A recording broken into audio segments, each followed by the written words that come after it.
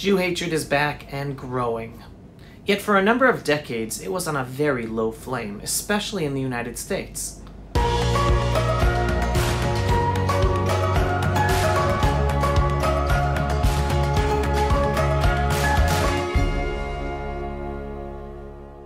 Folks, as you know, social media censorship is growing.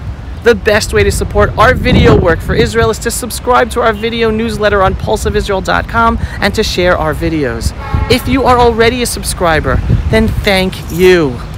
Do you know how blessed we were to live during a time period with almost non-existent anti-Semitism? We were so very blessed. Because throughout history, Jews have always suffered from Jew hatred, no matter where we were in the world, whether Europe, Asia, the Middle East. Now, for years I've been telling people that we were blessed to live during a 70-year bubble, yet that bubble has burst. Yup, it was a 70-year bubble in the United States and the West where Jews were not afraid to live public lives as Jews. So what happened? Why did that 70-year bubble burst? Well, first of all, let's get some context.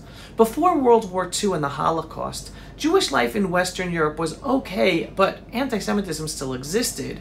It was only thanks to the emancipation of the Jews that began in the 19th century that anti-Semitism somewhat diminished. However, up until the Holocaust, the Jews of Eastern Europe constantly lived with daily Jew hatred from their neighbors.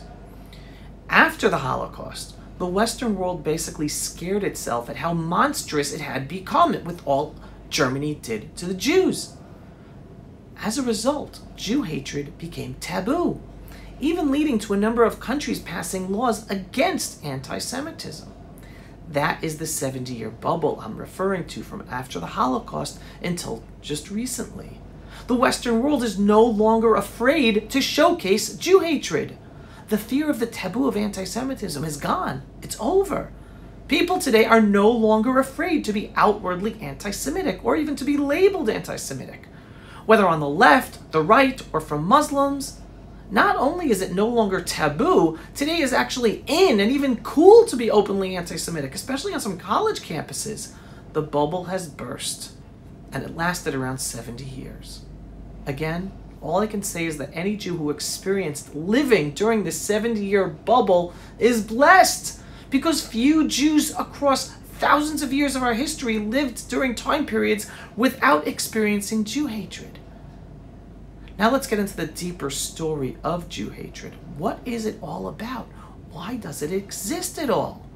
For this, I want to share with you words of Torah, of the Bible, from the latest Torah portion, Matot, that Jewish people all over the world actually just read in synagogues this past Shabbat. In the Torah portion of Matot, which Jews all over the world just read this past Shabbat, God tells the Jews to go to war against the people of Midian. But pay attention to the exact words that God used. God told Moses in chapter 31, verse 1 in Bamidbar, Nikom nikmat b'nei Yisrael me'et hamidyanim. Go take revenge out on the people of Midian. Remember, just earlier, the people of Midian sent their women out to seduce the men of Israel, who then fell for the Midianite women and ended up worshiping their false idols instead of worshiping God.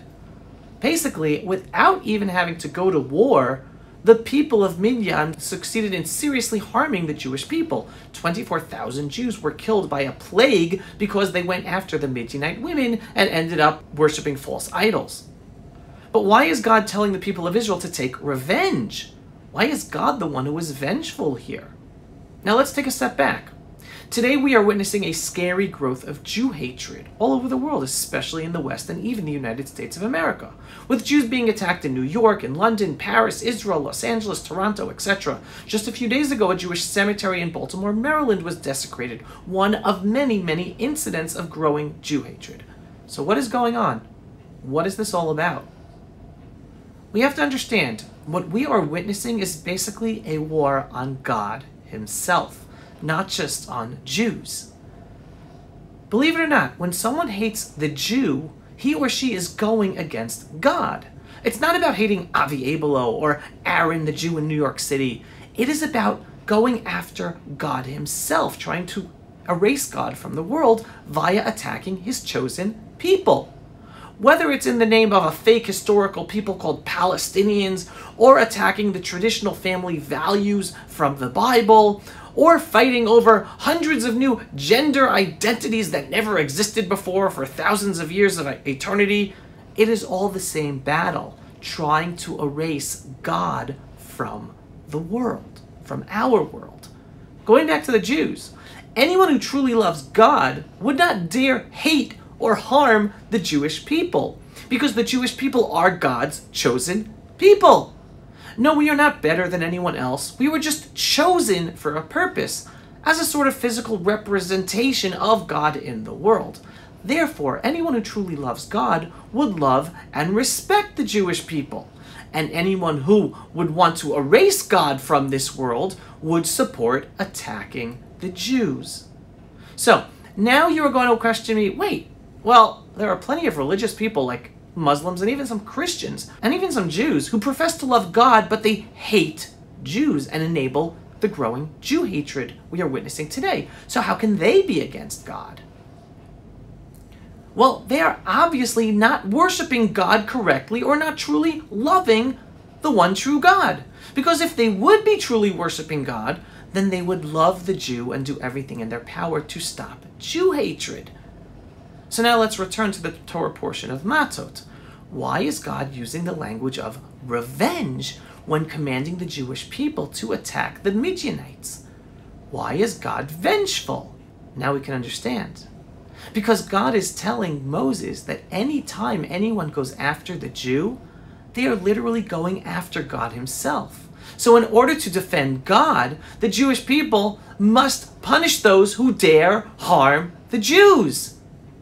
Now you can understand why Jew hatred has always existed from time immemorial and will always continue to exist.